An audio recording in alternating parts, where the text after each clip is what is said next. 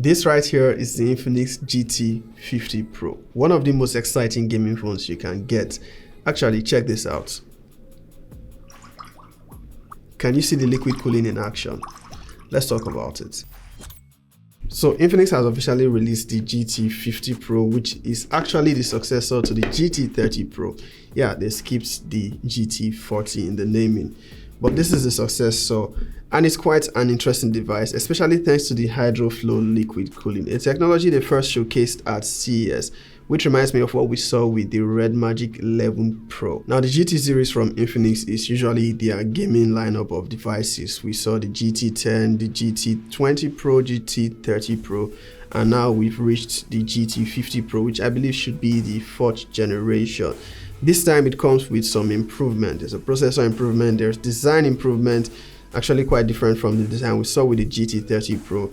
And then we actually have improved cooling, and as you can see from the design which they are trying to showcase, the HydroFlow liquid cooling, when you see the particles or the liquid actually moving while the device is cooling. I'll tell you more about it as the video progresses. As of the time of recording this video, I don't have the pricing information of the GT50 Pro. Infinix actually sent this one over, the cooling edition. So let's just talk about the unboxing experience. Infinix is one of those brands that usually gives us interesting unboxing experience with their devices, especially when you look at the GT series, and it comes with all the excessive packaging. You don't just get the phone and a cable, you get a charging brick, you get USB cable. You also get it to the mag charge cooler, an essential accessory for people that actually do heavy gaming. But I feel like with all the liquid cooling and the advanced vapor chamber, yada yada yada, you're probably not going to need this. The case that comes with the GT50 Pro is transparent, and you actually need it to attach the mag charge cooler because it doesn't have magnets by default. So if you want to attach this, you need the case. I feel like the one that came with the GT30 Pro is a much better case. It wasn't transparent, it wasn't glossy like this. This one, it's smudge fest, so you have to wipe it a lot. I find it more comfortable using the device without the case, which also means I can't use the mag charge cooler. But I've actually not needed it with the few gaming sessions I've had with this phone. But before we get into the details of the gaming, what do you get with the Infinix GT50 Pro? You're getting an improved processor in form of the Dimensity 8400 Ultimate, which is an improvement over the 8350 we got on the processor. Since this is a gaming phone, I'm going to be showing different clips of gameplay from the games I tested. I also installed an FPS monitor app so I can monitor the temperature, the device stability, and see if we're actually hitting those high frame rates. Most of the other specifications on paper remain the same when compared to its predecessor, including in terms of build quality. Where you have most changes is in the design and then more advanced cooling system that we get here. We also get bigger battery capacity here. They've also added more functionality to the shoulder trigger, so it's not just going to be used for gaming. You can actually use it to pull up shortcuts. The button placement on the GT30 Pro is the expected position with the power and volume rocker keys on the right frame and then the GT triggers on the right frame. There's nothing on the left frame. It accepts dual nano SIM cards. There is no eSIM support. There is also no expandable storage, but you can get it in 256 and 512 gig memory options, both with 12 gigs of RAM. I don't think there's an 8 gig option. We get the infrared blaster at the top frame, and then of course we have dual stereo speakers with Dolby Atmos. It's a phone that feels solid on the hands, and merely looking at how it is designed, you can tell it's a gaming phone. It follows mostly the same design pattern as the previous generation of the GT series, showing you some mecha design and simulating a little bit of transparency with some light show at the back, actually called the mechanical light waves. It's different this time with the GT50 Pro, and it remains customizable for calls, notifications, when gaming, and other stuff as you see fit. A major standout feature of the GT50 Pro is its liquid cooling architecture, where you can obviously see the liquid moving around on the rear of the phone. And it's cool because it actually moves with gravity when it's not trying to cool the phone. Infinix claims that the GT50 Pro has the largest ever 3D vapor chamber cooling in GT history. That is to say, of all their GT series devices, this one has the best vapor chamber cooling system. And from my experience so far, I won't really argue with them, since like I said, I've not really experienced the device heating beyond normal even without using the mag charge cooler. Again, if you're a gamer, even if the device is getting hot, you're probably still going to use one of these, so I don't think heating is going to be a concern. It's more about how the device handles itself when it is running hot.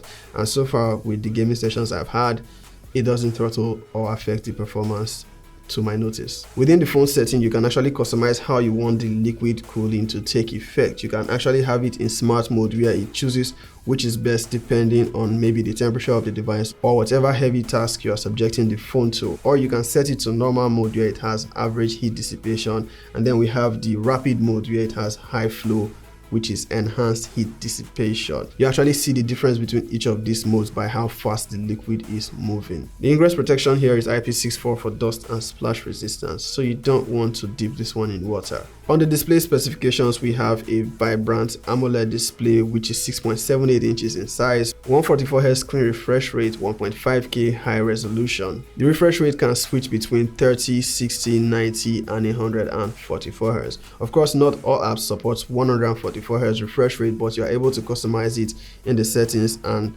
set it for those apps that support it. Of course, the Infinix GT 50 Pro is a gaming phone, and most of its top selling features are actually going to be focused on the gaming ability, talking about the GT triggers, the hydro flow liquid cooling. But beyond all that, how is the software, how is the user experience?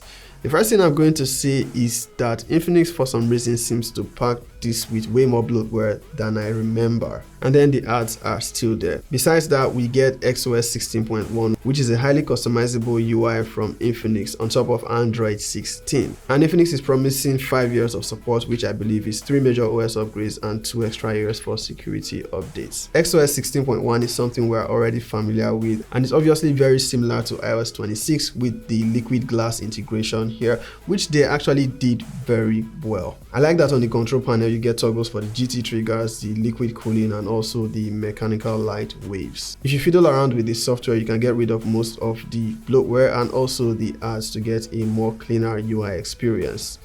And then you get plenty of customization options, including a ton of AI features. They still have their voice assistant Folax, which is integrated with different AI models likes of ChatGPT, DeepSeek, Grok, and a couple of them. It pretty much has the same software features as we have on recent Infinix devices. In the settings, you also have the GT zone, which contains the settings for the trigger, the light waves, and the liquid cooling. In terms of the overall user experience, before we go into details for the gaming, I mentioned earlier that the GT trigger is now more functional. You can now customize it such that when you double tap the top trigger, it will bring up either the camera, or you can scroll through a couple of applications depending on how you set it up. This phone attracts a lot of smudges. Just by handling it during this video, I have smudged it a lot, and the protective case that comes with it does not exactly help, so you might end up getting a different one for it. Performance. The Dimensity 8400 Ultimate is a solid processor, especially for a phone at this price point. And then when you look at the fact that this is not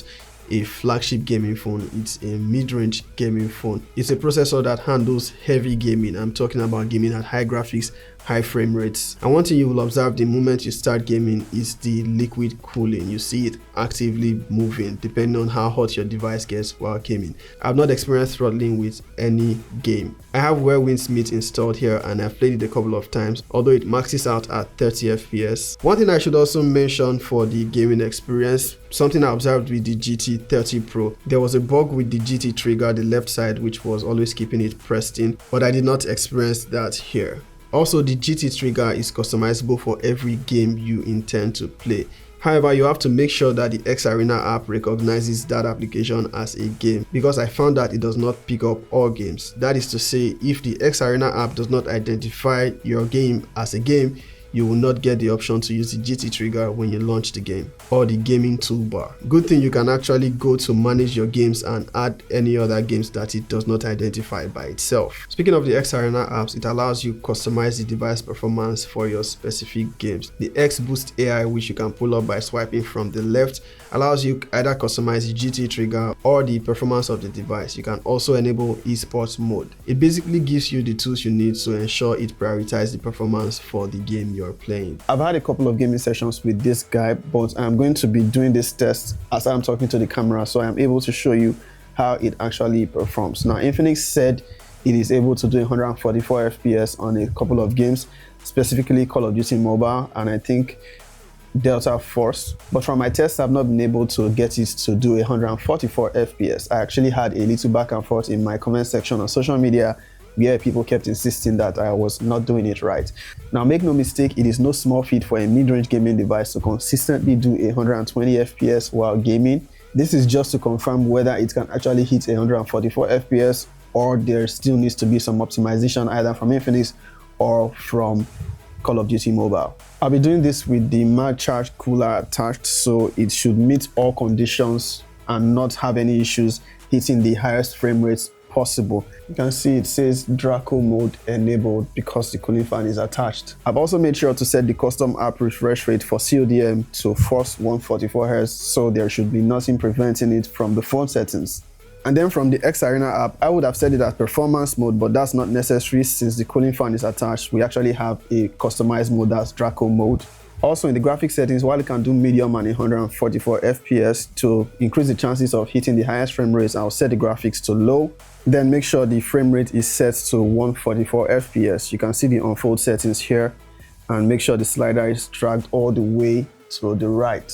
You can monitor the frame rate with this FPS monitor app here, or we can also slide in from here to see the FPS. So I'll start with a ranked multiplayer match.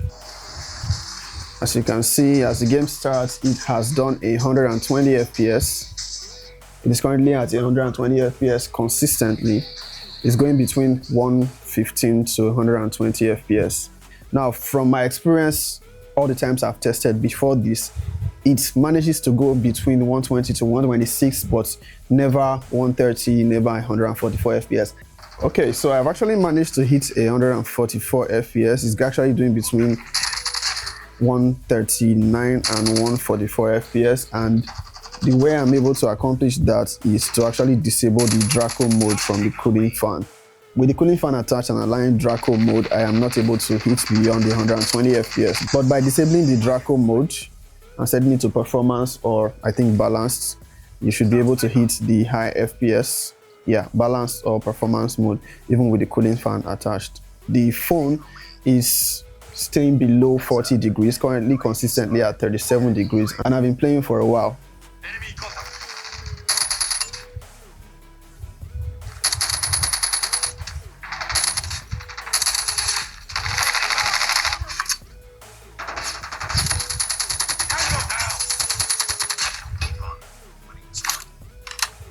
So we're going for another session without the mag charge cooling fan. Let's see if we'll hit 144 FPS. It's currently doing 144 FPS, and the funny part, all the while I've been testing this game, was not able to do that.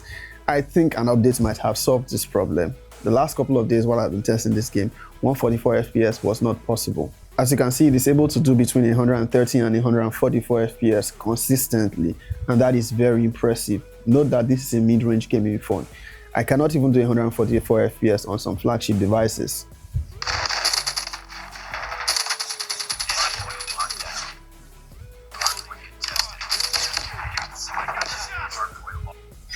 Sentry gun ready for deployment. Predator missile inbound. Hardpoint tested. Hardpoint tested. Sentry gun deployed. So with the mag charge cooler no longer attached, I am still able to hit 144 FPS, and I'm now at 39 degrees Celsius in temperature. It's actually rising, but the active cooling is still functioning. So with what I found out so far, initially it was not able to go beyond maybe 126 FPS, usually between 117 and 126 FPS. But with my most recent test, obviously an update from CODM, even without the mag charge cooler, it is able to hit 144 FPS.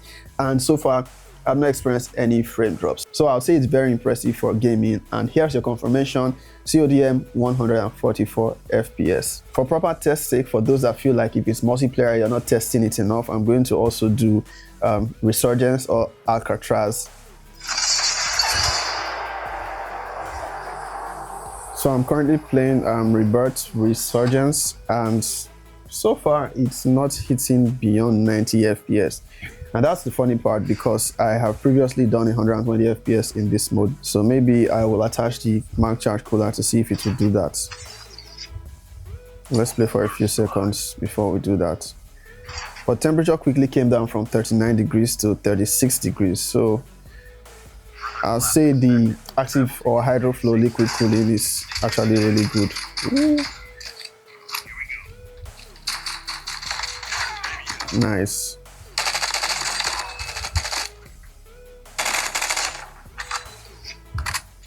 Let me attach the Mac charge cooler now. Maybe we'll be able to hit 120 FPS on Battle Royale. So I'm guessing the most recent updates adjusted some settings, and then we can no longer do 120 FPS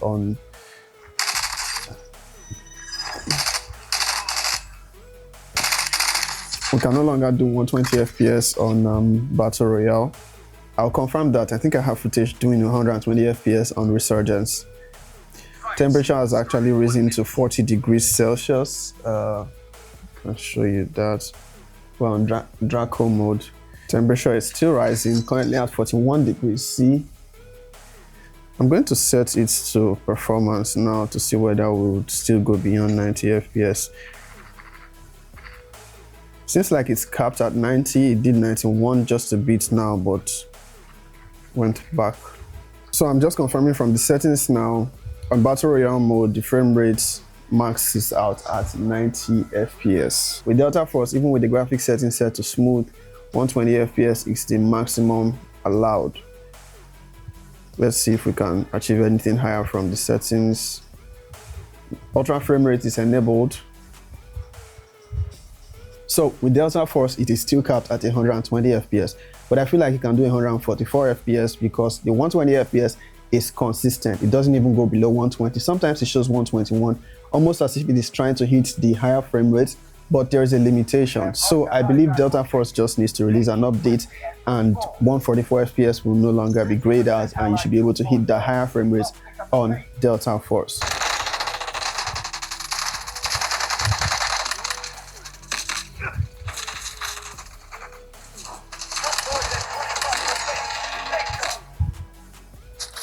Alright, I think that's enough Delta Force. Temperature stayed consistently below 40 degrees Celsius. Yeah, cooling fan attached. So if I'm to summarize this gaming performance, the GT 50 Pro is a really solid device, very impressive. Initially, it was not able to go beyond the 120 FPS on the likes of Call of Duty Mobile, but with a couple of updates from the CODM app, it's now able to do 144 FPS with or without the Mac charge cooler attached. Maybe there's some video complaining about it not being able to reach 144 FPS on CODM, so they decided to fix it, and that's a good one. So for the doubters, yes, the GT 50 Pro can do 144 FPS. Battle Royale though is now capped at 90 FPS. And for those that were insisting on 144 FPS, at the beginning it could not do that, but a couple of updates have allowed it to do so.